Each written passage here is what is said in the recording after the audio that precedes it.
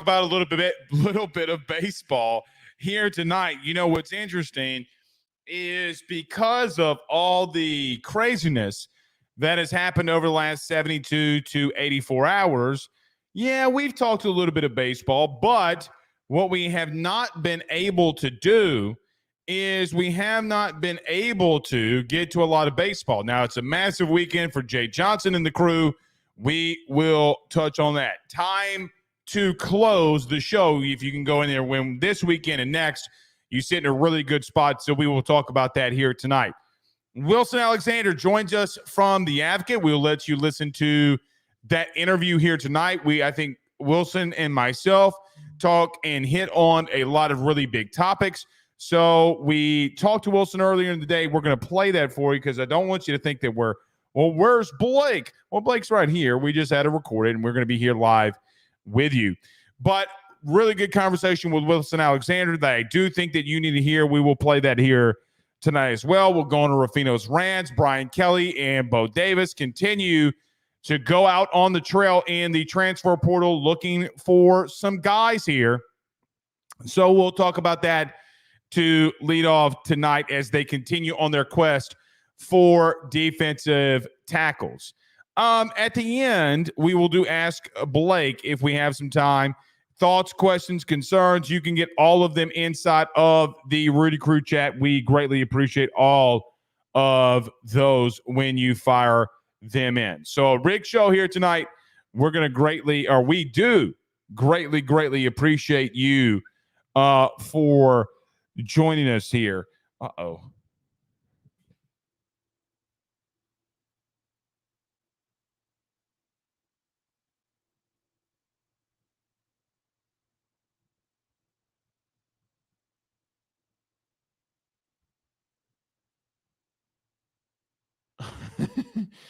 Man, they on the prowl here tonight, man.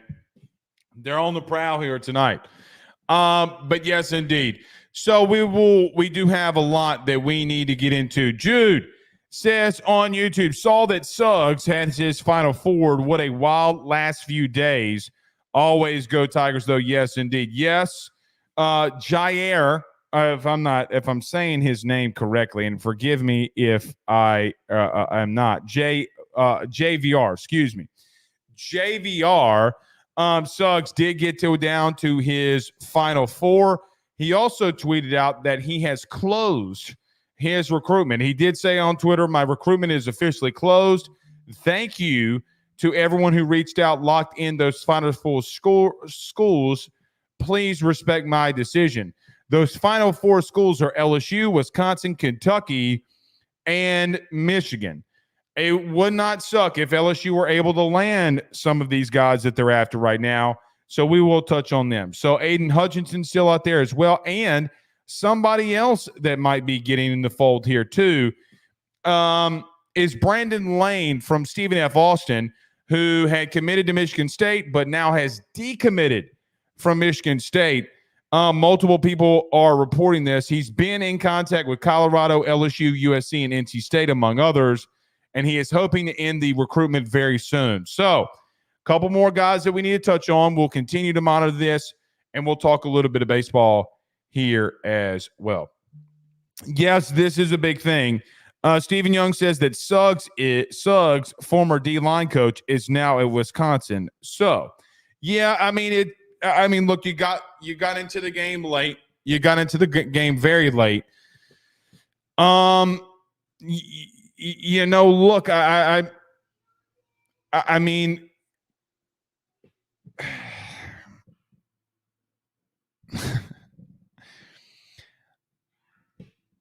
I'm not gonna say it because it's just gonna open up a whole nother can of worms. I don't know if Wisconsin plays in the same field when it comes to recruiting that you do.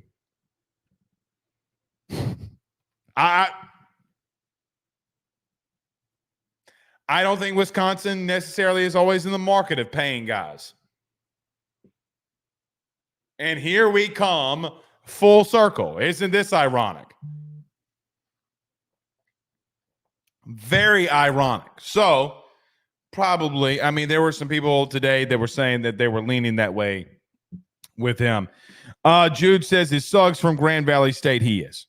He is. So we'll monitor that. And look, Brandon Lane, man, I mean, he's not bad at all either. Do I think he's would he have been a traditional starter at LSU? No. But you know, it is what it is. You know what's interesting, which was going to be our Ruffino's rants a little bit here. You know, recruiting's funny, but I see this guy, Coach Cardell Landers, who was with Demonic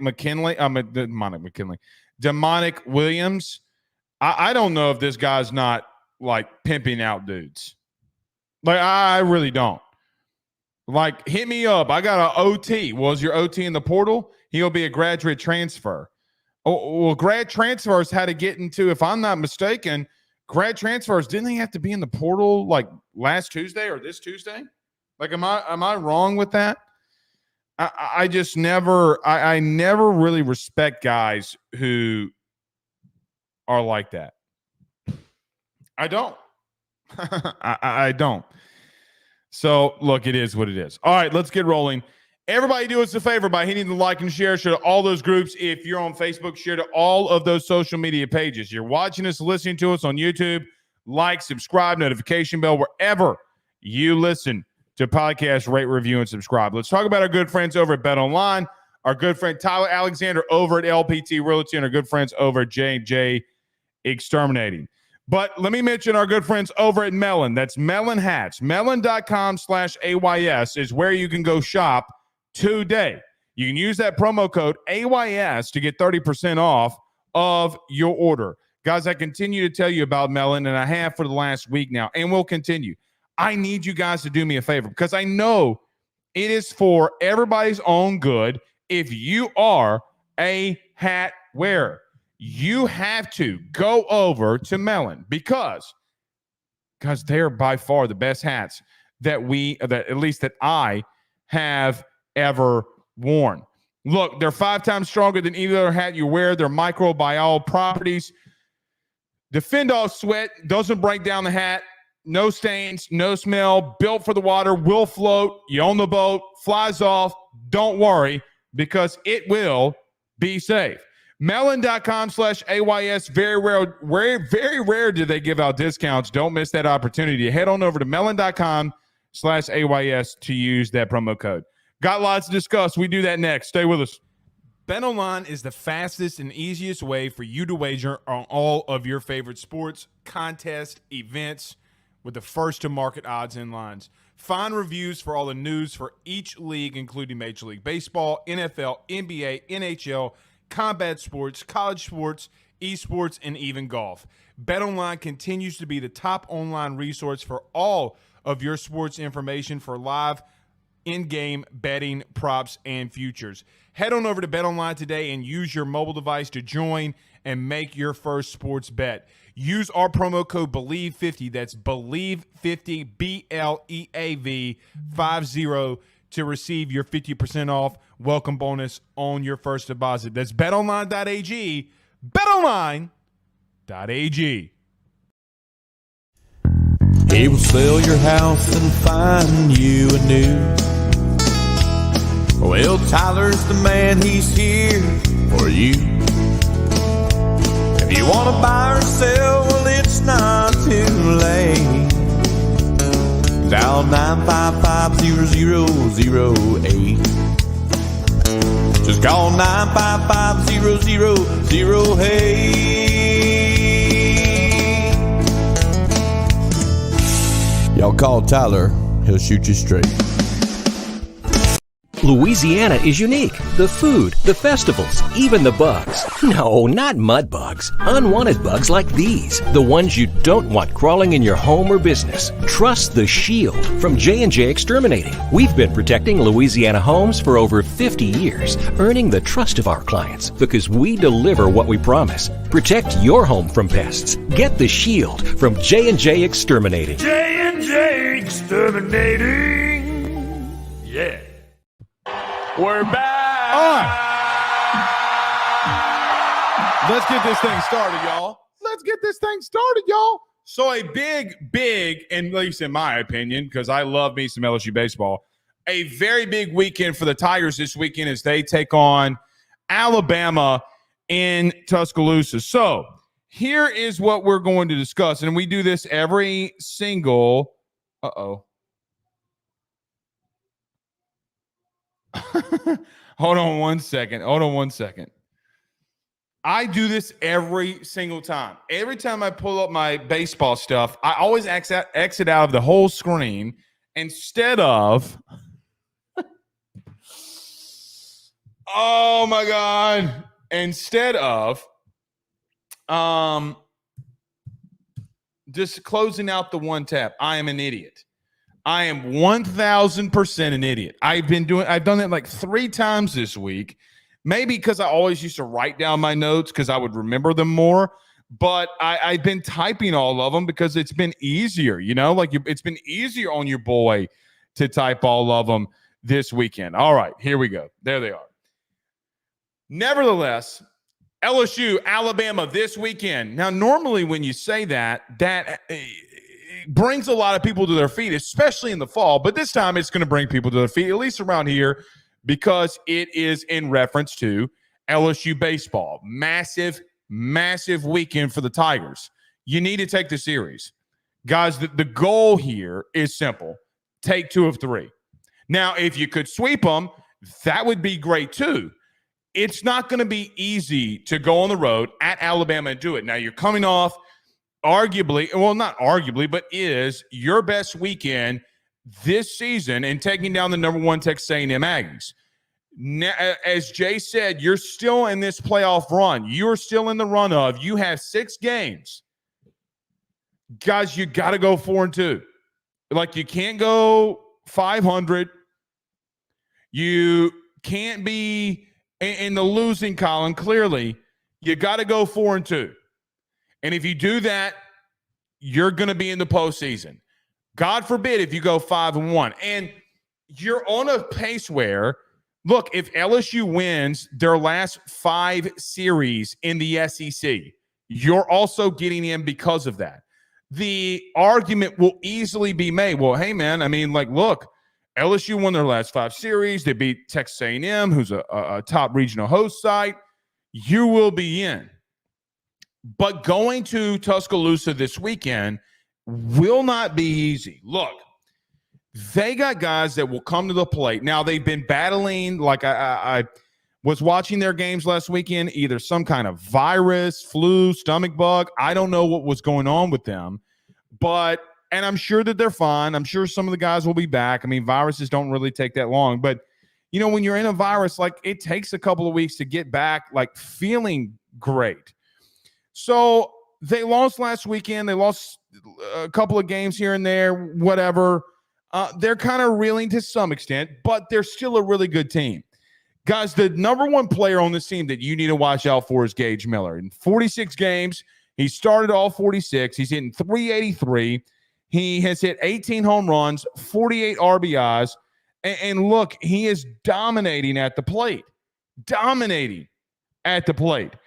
Gage Miller, I think of all the guys that are in the SEC, okay, that you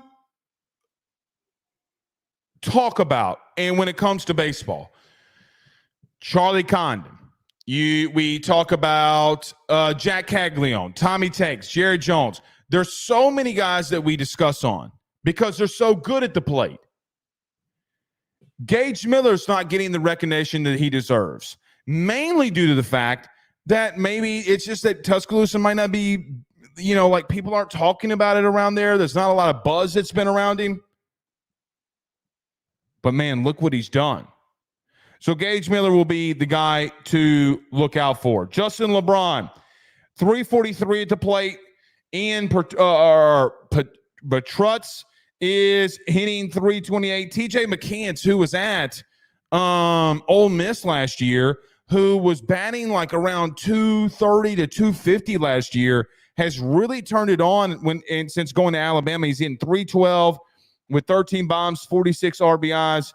And Bryce Eblin, who is hovering around. It's like 298, 299, his batting average, and he's been hitting really well. Guys, he got on base percentage, on base plus slugging percentage of 852. That's freaking insane for what he's done. So a lot of guys that will be there. Will Hodo as well, hitting and hovering around 285. Now with him though, he's got 21 extra base hits, 11 RBIs, 10 doubles. So the guy really hits it a far way. You're going to be needing to watch out for him. Just because he hasn't been hitting here lately doesn't mean that the kid doesn't have serious power.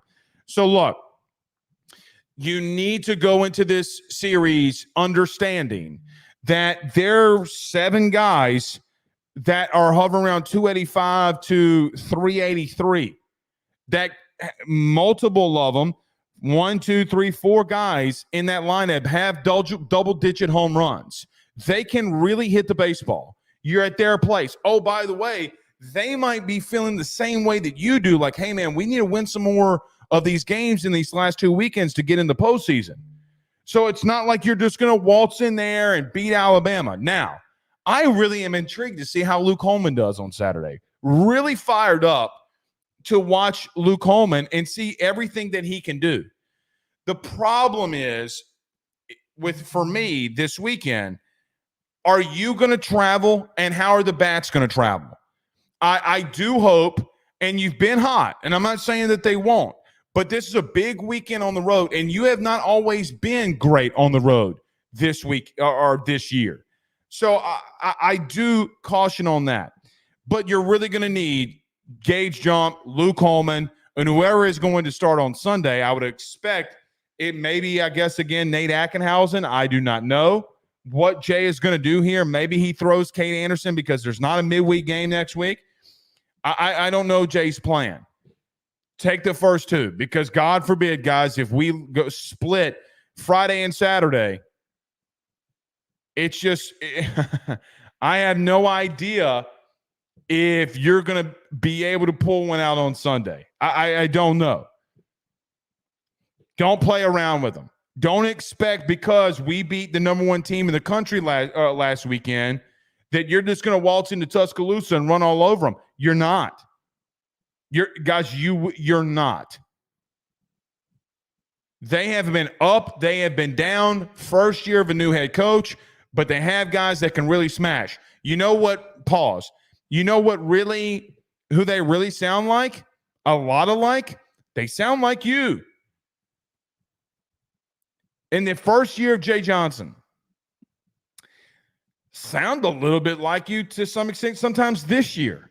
So I do think it's a very evenly matched up game at the plate. Let's see which teams do prevail. I like that you found your lineup. I'd stick with it. I wouldn't run out anything else. I put Milazzo back in the order, get Brady Neal out of there. Get Brady Neal out. Milazzo starts from here on out. Now, if he needs a break on a Sunday, okay. I get that. No way that I'm not putting Milazzo in for the first 2 games. Now, if you're up big on a Friday, up big on a Saturday, take him out. Let Neal go. I'm cool with that. But you got your lineup. Let's go. Let's finish this thing. It's time to close the big deal. Now, on the mound this weekend, Gage Jump again will be starting on Friday, 4-1 on the year, 3.76 ERA, and 55 innings pitched.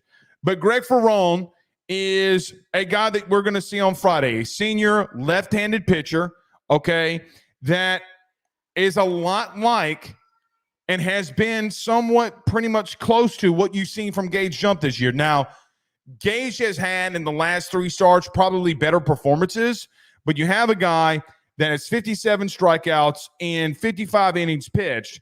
So some similar statistical categories on what you will see. Now, how they throw, what they do, what they lean on is going to be different. But of the quality of guy that you're getting, it's going to be about the same, even though I do believe that Gage has shown over the last 3 starts that he's had really has been pretty freaking good. So that's going to be a good matchup. Here's the thing that I look at for me, though. Ben Hess on Sunday, which we don't know who's going to start, guys, has not been good for Alabama. He's got close to a 7 ERA. He's 3-4 on the year. And Zane Adams, who's been consistent at times, but he's hovering around a 5 ERA his damn self. So it's not like the guys that they've run out there. So Gage jumps in the threes in ERA. Luke Holman is at 2.84. They have both given you some really good starts. Alabama has not had consistent starting pitching, and that's going to ultimately be the thing for them. I talked to some guys that cover the Alabama team today, and their big thing to me was, Blake, listen, we know that they can come to the plate. We know that they can hit. Everybody knows that they can hit. The problem has been we don't have a true ace like a Gage Jump or a Luke Holman that can really come in here. Now, he kind of said Greg Ferrone could do that, but he's been hit and miss, that he hadn't been consistent as Gage Jump. So you got to attack on him only. Pounce on him early. Pounce on him, Tiger. Meow. You know what I mean? Get all over him, because don't play the game with them of playing, hey, who's going to hit the long ball? Who is going to try to score as many runs? Because, look, man, they can really hit. They're not as bad as you think that they are. And I'm not saying that any of you believed that they were, but it is what it is. Here's my thoughts on this. I am going to say LSU is going to win 2 of 3. I know it's going to be very difficult. I do believe, though, here's something you're going to call me absolutely bananas on.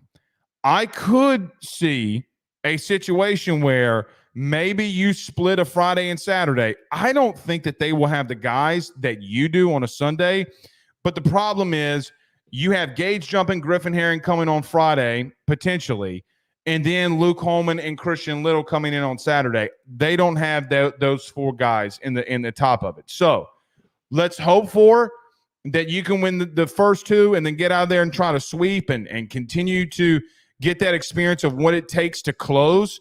So we'll see there. All right. I see a lot of y'all in the comments. You're talking some football. We'll see. I'll get to a couple of these comments. Bullfrog says 10-2 and 9-3 is still better than 6-6 like Ed Orgeron had at LSU, especially with the 2025 class. Well, the 2025 class hasn't signed yet. Okay, so I get they're recruiting at a very high level, but it's not over yet. Jude says if they miss, that would just raise the stakes for 2025 for me, but it wouldn't be something where I would be like, that's no big deal after Kelly's comments after year 3. Look, here's what they need to do. So their high school recruiting right now, okay, has been really fantastic, like exceptionally well.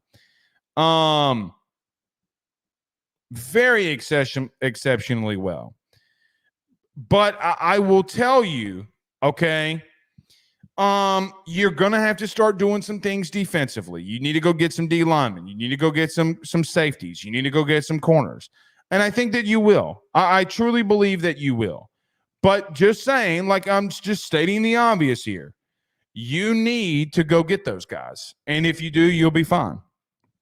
You will be fine there. But hold on. Andrew, Paul's up. Martin says softball just beat Tennessee on to the semis. I was watching it right here too, but yes, you're correct. They did.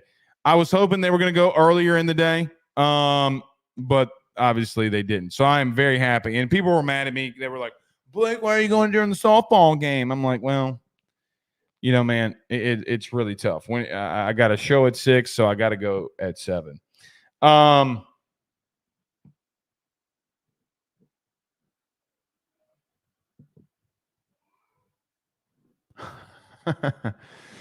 Oh, shit's getting spicy, boy. Shit's getting spicy on social media. Oh, my man's out there cooking.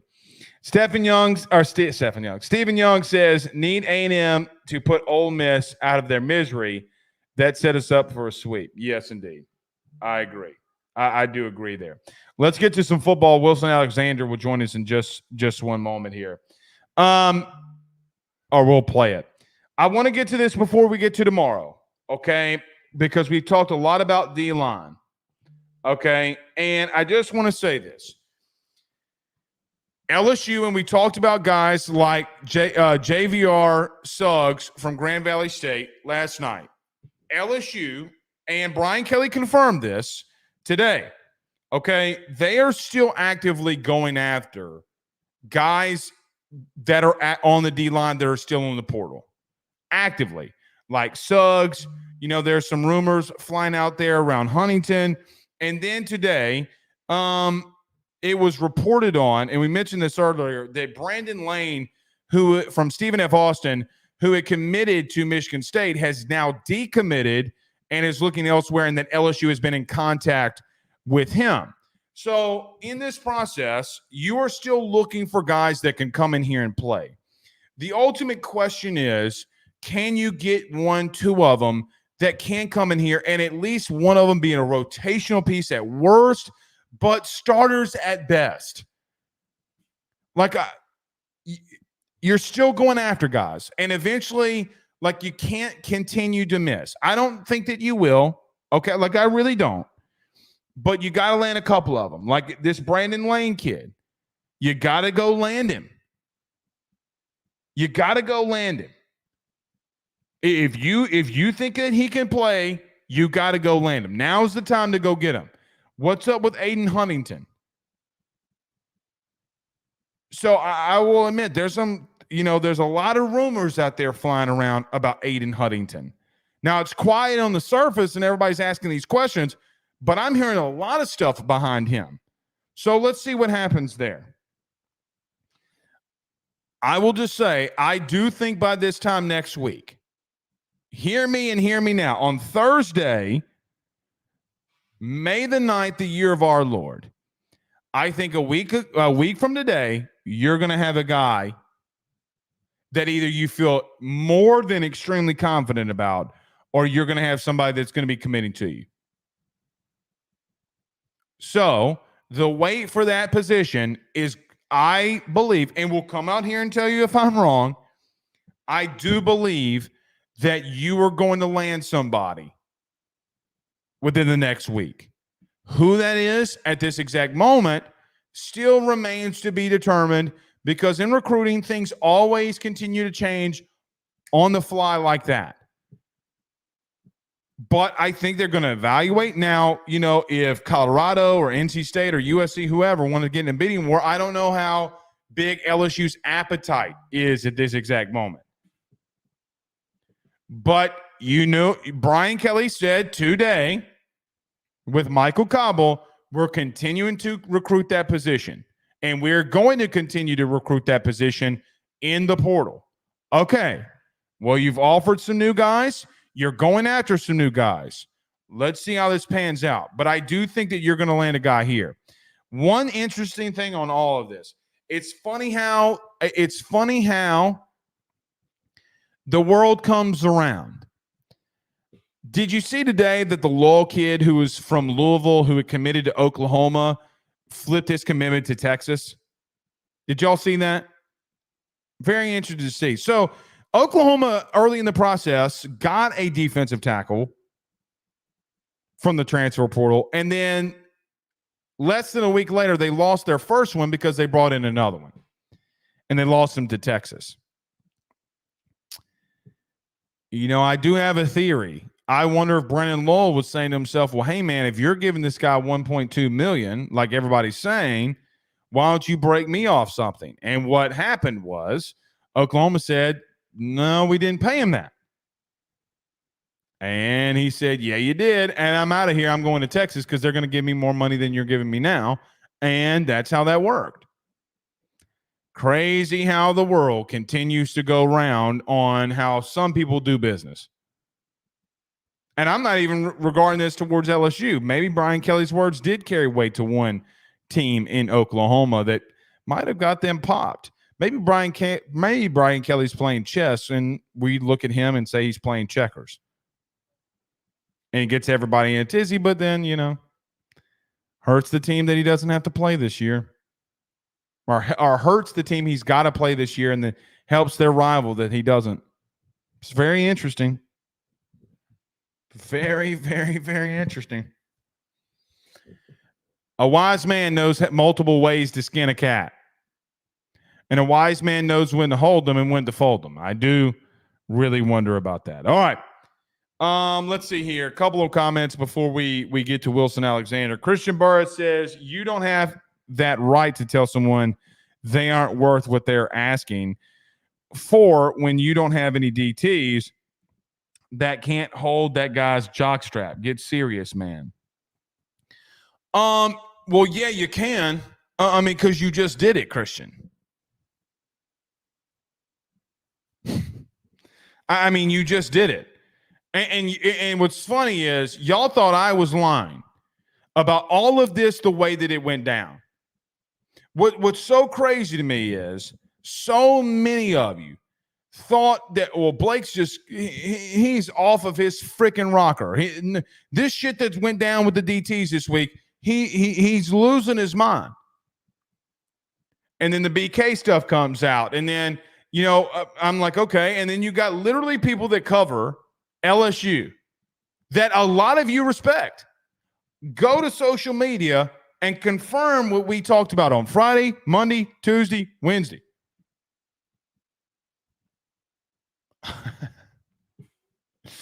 It is bananas to me.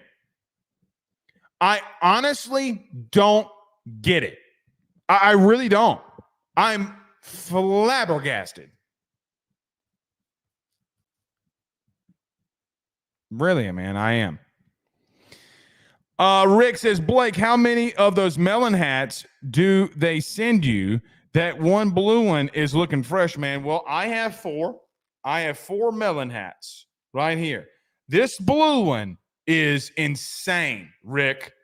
It's insane. So, Rick, this is what I'm going to need you to do.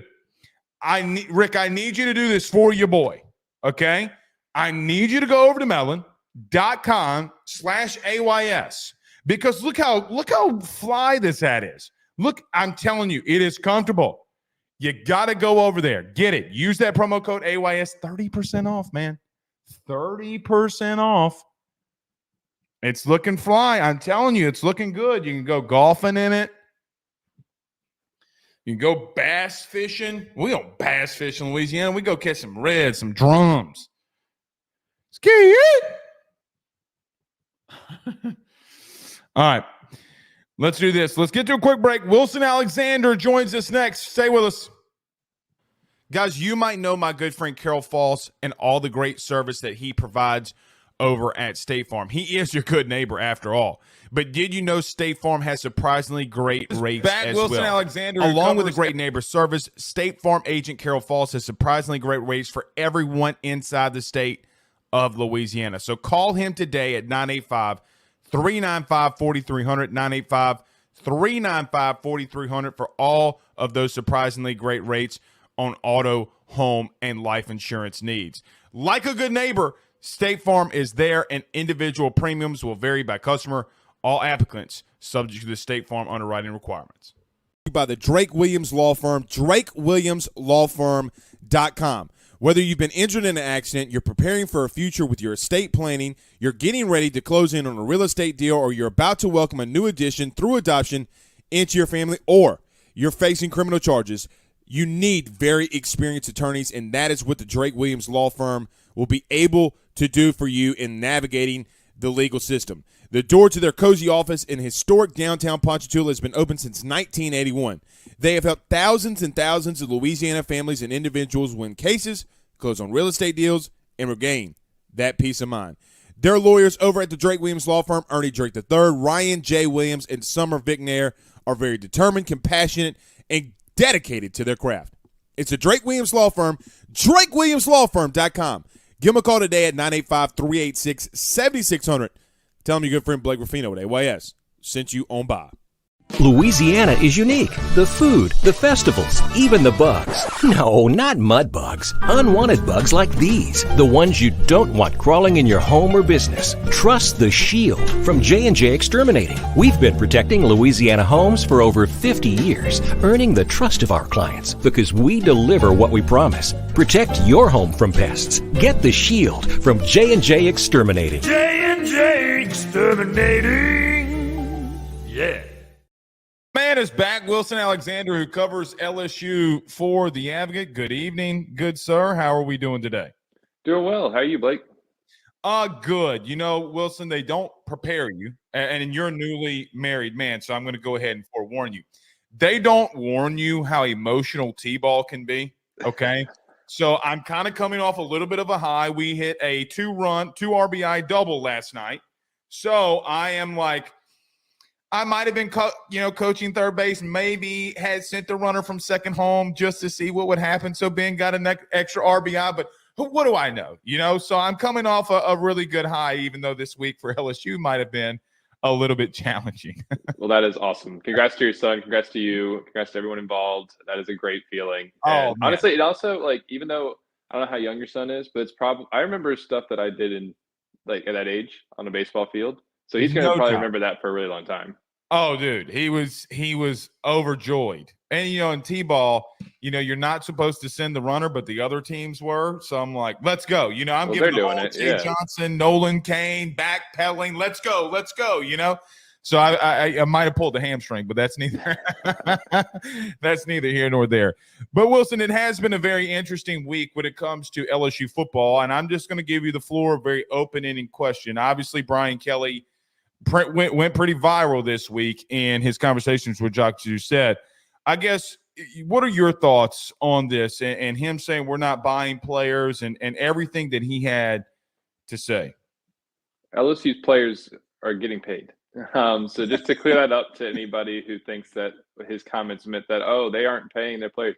LSU's players are getting paid. And it's unfortunate. I think the whole thing kind of made me roll my eyes a little bit because the reaction to it. Because, look, Kelly didn't phrase it as well as he needed to avoid that kind of a situation. What he was saying is that they aren't trying to overpay players based on, whatever their perceived market value is. And that didn't come through because he didn't phrase it very well, which, I mean, we all know sometimes he has a tendency to do that, comes off not quite – like he's extremely articulate, but then there's these moments where it doesn't quite explain himself the way that he, I think, wants to. And I think that happened here to an extent. It also is just social media, people just grabbing onto the phrase, we're not going out there and buying players, when that's not the full context and nuance of his answer, which was, leaving out the part where he says we have a great collective, we have NIL opportunities for all these players and all those sorts of things. I mean, they have that around here. They're making money. They are spending in the NIL space, but they aren't spending as much as other teams. It's more of an average amount from what I understand. And it is in this situation with these top defensive tackles, they aren't spending what it would have taken to land them. Philosophically, as what Kelly was saying there, they're kind of opposed to spending that when it would have, been for this one-time transfer kind of thing, bring them in for maybe a year. Williams had 2 years of eligibility, but maybe you have them for a year and you're spending a pretty, a hefty amount compared to everybody else on your team. That's not what they weren't going to do. And so I think some of that got lost in translation because of, people just grabbing onto a tiny clip of it on social media and Kelly just not quite phrasing it the correct way. I fully agree. And look, for me, I don't mind him walking away from the table if you think Dominic Williams, I've heard him say his name twice and it's different both times. But that doesn't bother me. I guess, Wilson, to add on to this, but you still have a massive need here, right? Like you still have a massive need. And there were other multiple guys who, the rumors, sourcing, people being out there that weren't there, right? Like that they weren't at that number. I guess I don't want to ask you if this was mismanagement because I think that that's too harsh of a question to ask or wording. But I guess, do you think that they should have looked elsewhere quicker? I mean, like, what do you think that they maybe should have done there?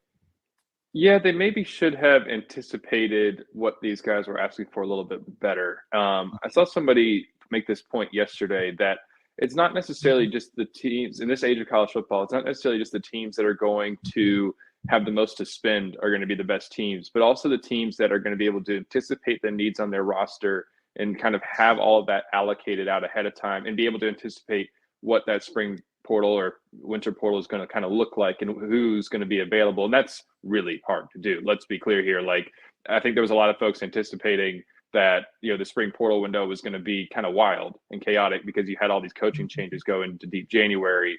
But maybe because of the rule that forbids players from going SEC to SEC team, I think that was a big piece of it. It didn't end up being like that. And so when you only, there was a few good defensive tackles who hit the market, but when there weren't that many in the grand scheme of things and a lot of teams going after them, that, their asking price was able to shoot way up. And look, I mean, I think we don't want to run into a connotation of like saying these players are just out there for the money. It's like, well, you can be out there for the money and still go put everything you have into it, and you're just trying to get the most for your bang for your buck right now. I mean, they're playing at Oklahoma and Miami, the guys LSU are going after. It's like those aren't bad programs. They're going to be competitive this year, especially if Cam Ward can do what he needs to do at Miami at quarterback. No and so doubt. it's like they're not like giving up that just to come to LSU, or to not come to LSU. And so I don't think it's just like a money grab on their part, but it was an opportunity here for them to get more. And LSU, maybe, I don't know, maybe sooner in the process you realize like, hey, we're not going to be able to offer what they're asking for. Let's start to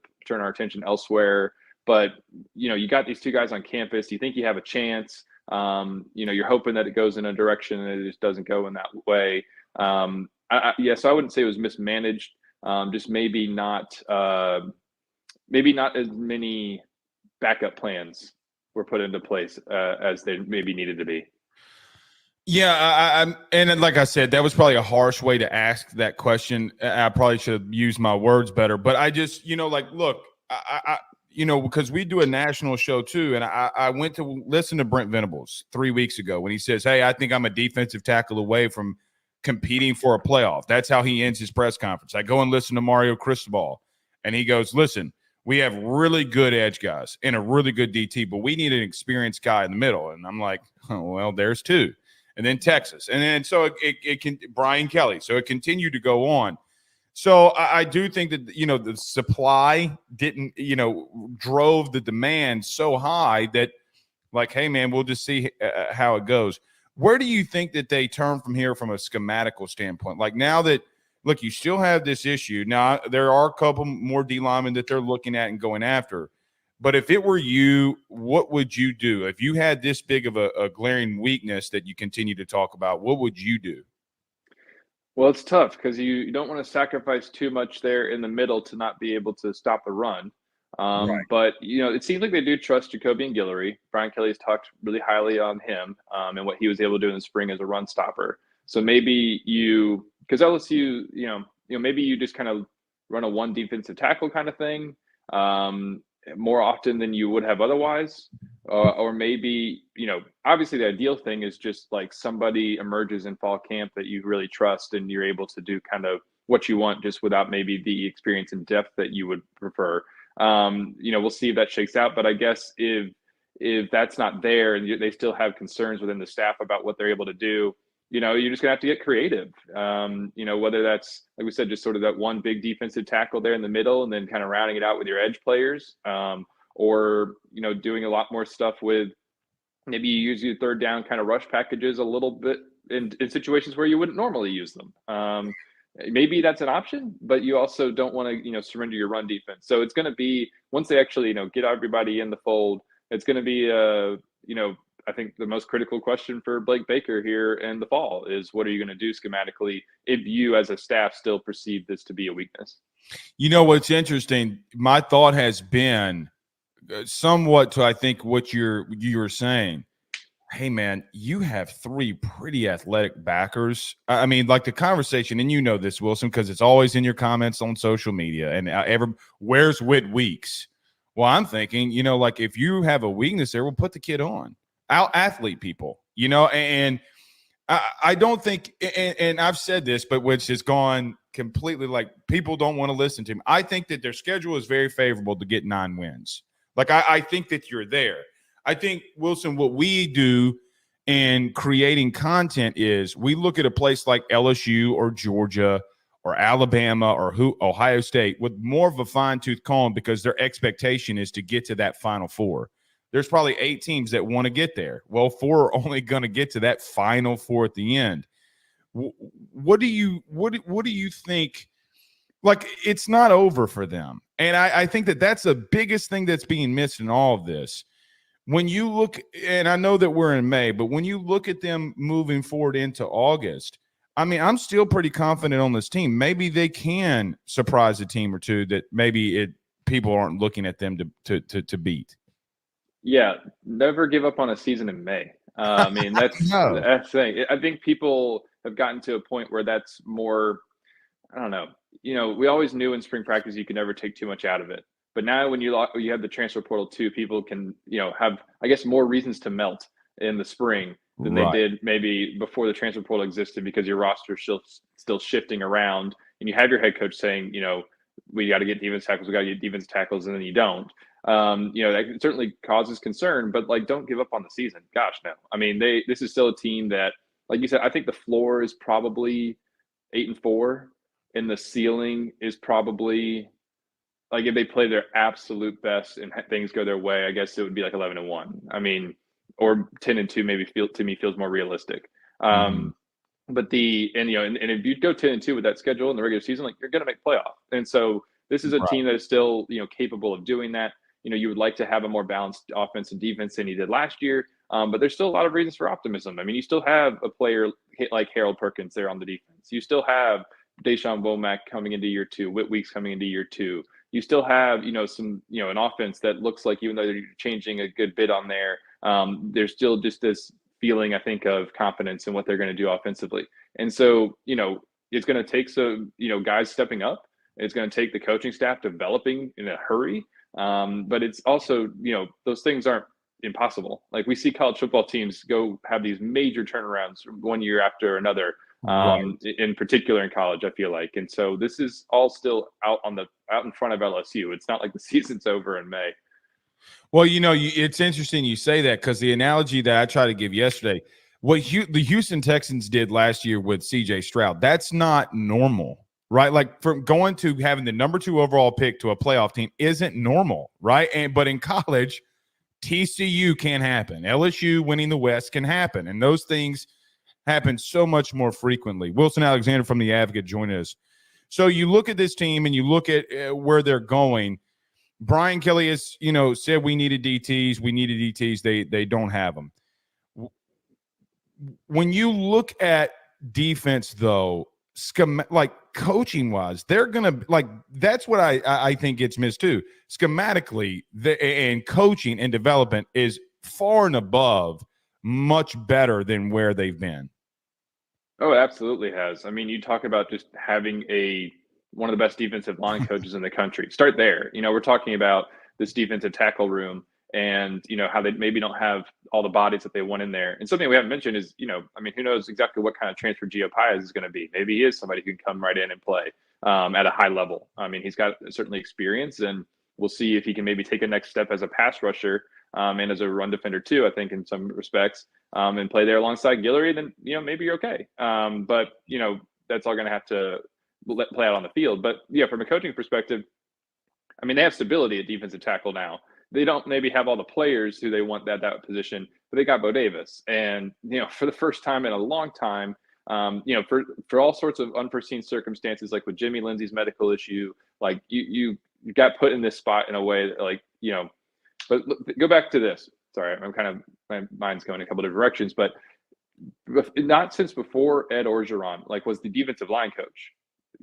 Have they had the same defensive line coach insane in 2 straight calendar years? So now if you have Bo Davis and everything goes according to plan with him, then you've already got, an experienced, respected defensive line coach there to stabilize that. And then, this is a problem right now because, you didn't retain your players in the winter portal window like they wanted to with Makai and Mason. And, then you're panicking here in the spring. And you are forced to maybe pay more than what you would have wanted to. But, in the future, if he recruits the way he has in the past and develops the way he has in the past, then, then LSU can maybe slowly turn this into more of a strength. But it's going to take some time that you don't want it to take that much time. But yes, from a coaching and perspective, they seem to be in a much better place because they've invested in it on the defensive side. No doubt. You know what's interesting too, in reference to your thought about Ed Orgeron.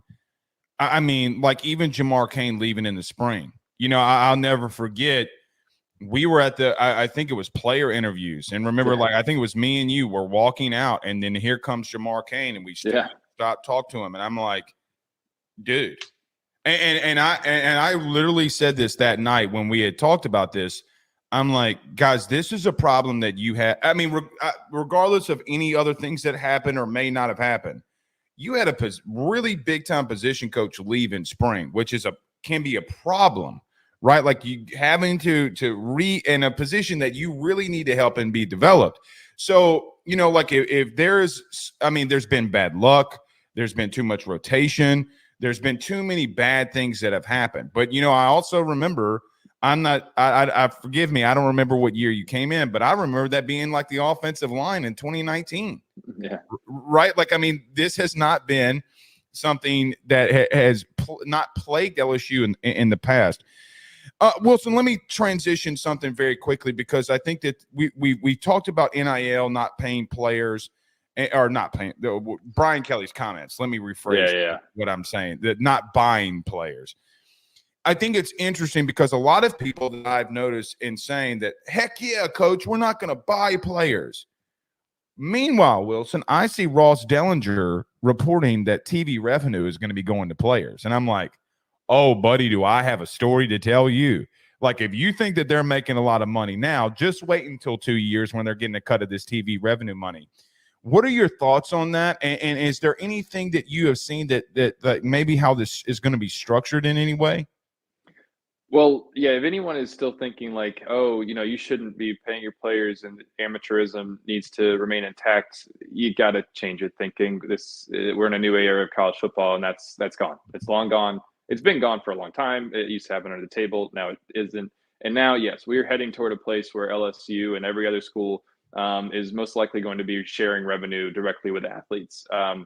You could even come a point where athletes are employees, and now there's a lot of hurdles to get to with that. You know, there would have to be collective bargaining, you know, all sorts of things, contracts, like a lot of stuff would have, you know, between now and then would have to happen for us to get to there. And we're not yet at this place where LSU and all these other players are getting, you know, like you said, revenue sharing with the schools, but we're getting closer. Obviously, the House antitrust case is reportedly nearing a settlement.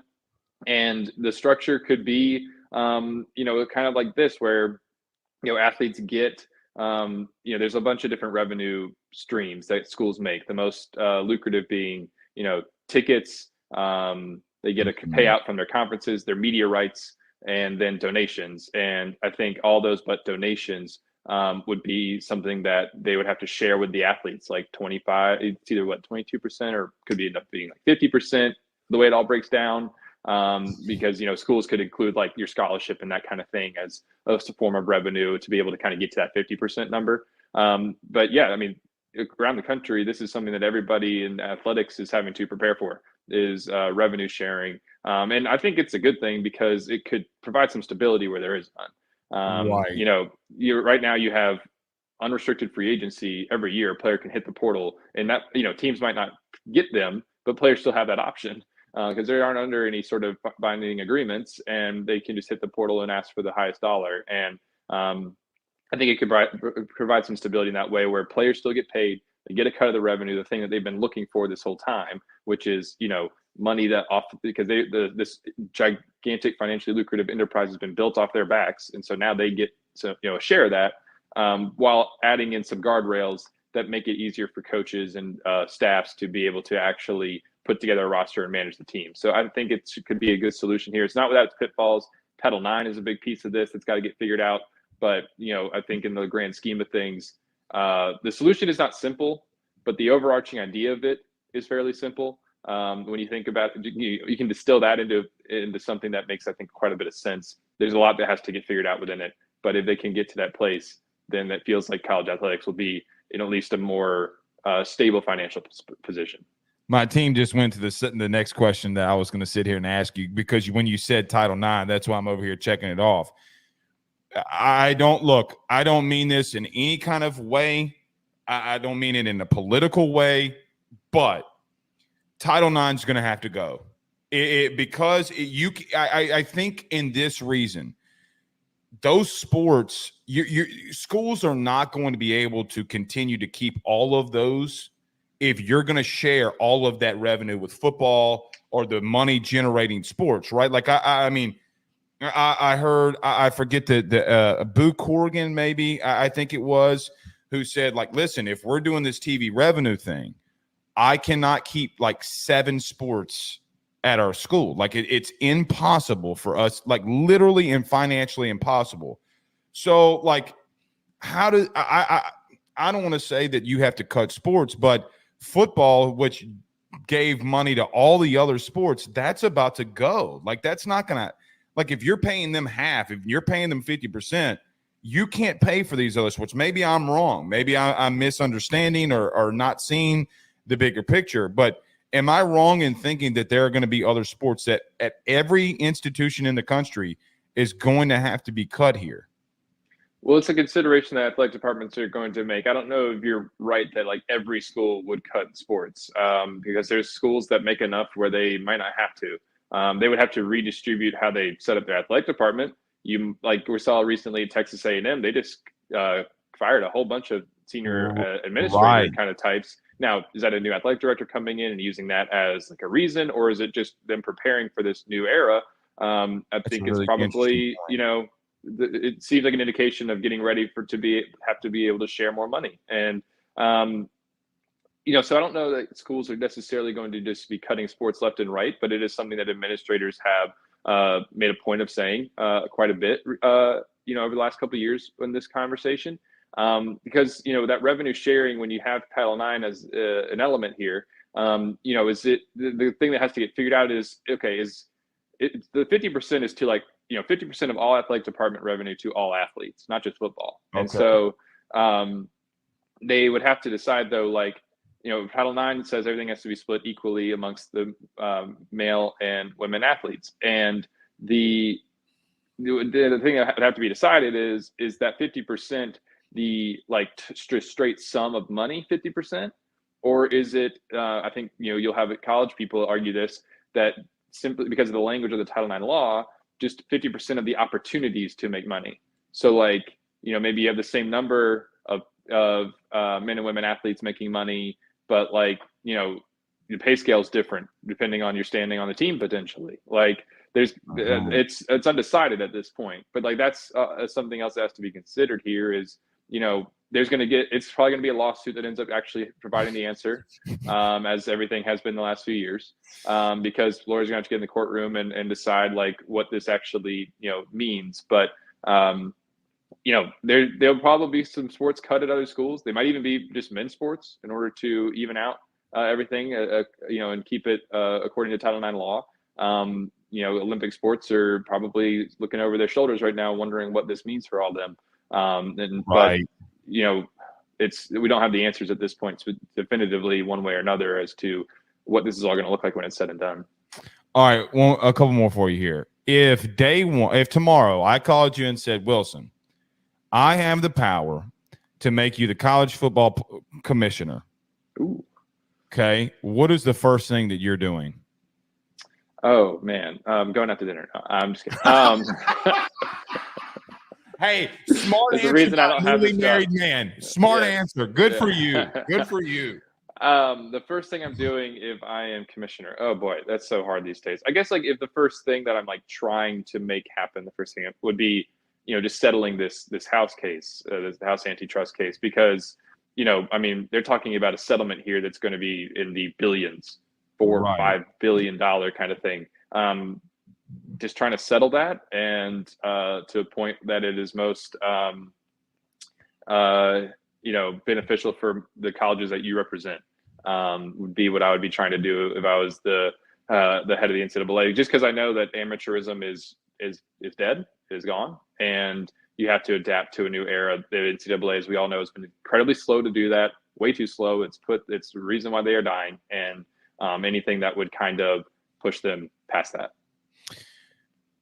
Is there any one thing in college athletics that bugs you more than anything? Meaning, like, if it, not just necessarily portal, NIL, but is there something like if you could snap your fingers and it's gone, other than the antitrust case? Ooh. What would it be?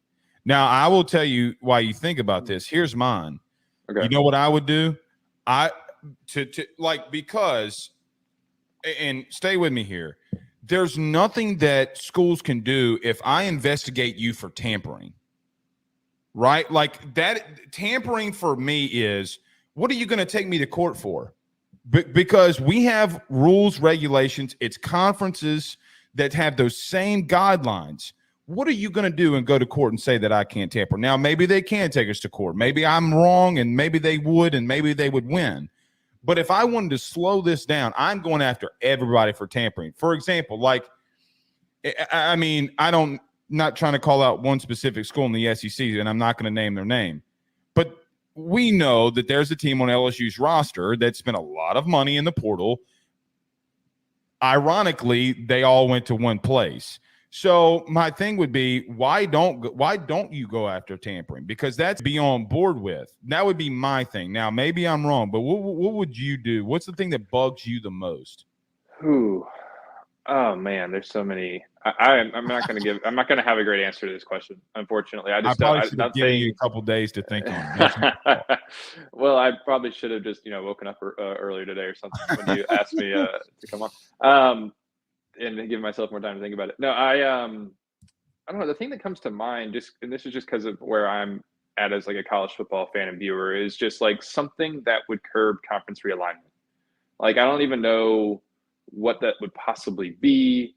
I don't know how you would do that, but something that would just slow that down. I personally don't like the idea of these of a super league that looks like a mini NFL. I think you lose the regional aspect of college football that makes it great and different and fun. And that's something that I think just personally mourning as we enter this new era of college football, is the loss of some of these conferences that I just grew up watching and enjoying. And so I would probably, that would be the thing for me, would be something that addresses conference realignment. But again, I just don't know how you would feasibly do that, because the conferences have so much power and there's nothing keeping them in, that restricts them in any way. And so I don't know what that would be, but that's what I would want to address, I guess. I actually don't mind that, but see, I think about that too, and I'm like, how do you stop them? How do you stop Florida State from leaving? And you know what's interesting? There's people in Florida State saying that they may go independent and do their own TV contract, which, Wilson, I got to be honest, I don't know if you're seeing it in the portal right now. Could you imagine them going up CBS, ESPN, Fox, and saying, "Hey, our rights are up"? It's what Notre Dame did. Well, maybe that's the answer to my thing. Then is trying to somehow take the TV money influence out of it in some way, like evening it out or something. Even though that's not possible in in our market, in our economy, it's not doable because the SEC has more value than the Big 12. But I don't know. Maybe that would be it. All right, last one for you here. Is there a team on LSU's schedule in 2024 football-wise that really intrigues you? Ooh, that really intrigues me. From a matchup and just game standpoint, maybe it's just top of mind because Williams transferred there, but Oklahoma. I think that one's intriguing. Obviously, it's intriguing because LSU never plays them. Having that game in Tiger Stadium at the end of the year, two teams that potentially could be vying for a playoff spot there, or at least consideration for it at the end of November. That one would probably intrigue me the most. Yeah, I'm right there with you because, I mean, look, and there's so many things. What's interesting, Wilson, I thought about them too, and they were my pick. Think about this if you're Brian Kelly. Brent Venables and Lincoln Riley got hired at their schools the same year you did. So it's kind of like who's standing at the best, right? Like who has gotten to their programs and is at the best at that current situation. I'm like, well, you're going to find out. You don't have a choice anymore, right? The three high-profile names, Brent Venables, Brian Kelly, and Lincoln Riley, well, BK's got to face two of them. So we're about to really find out which programs you're really there with. All right, Wilson Alexander from The Advocate was our guest. Thank you so much, good sir. Tell everybody where I know that they know where, they can catch your stuff. But just in case, tell everybody what all you got going on and where they can find all your stuff. Yeah, everything over at theadvocate.com, NOLA.com. Like and subscribe and all that if you can. That'd be great. And then on Twitter at WHAlexander_, which, as I know I've said before, has nothing to do with Wales. That's where you can find my things most directly. All right, that was Wilson Alexander from The Advocate. I really appreciate him joining us today. We're going to go ahead and wrap it up. The chat has been on fire here tonight. Y'all can stay in here and continue to debate, but we're heading on out. Until then, we'll see y'all tomorrow, man, for the post game. Y'all have a good one. Peace out, Girl Scouts.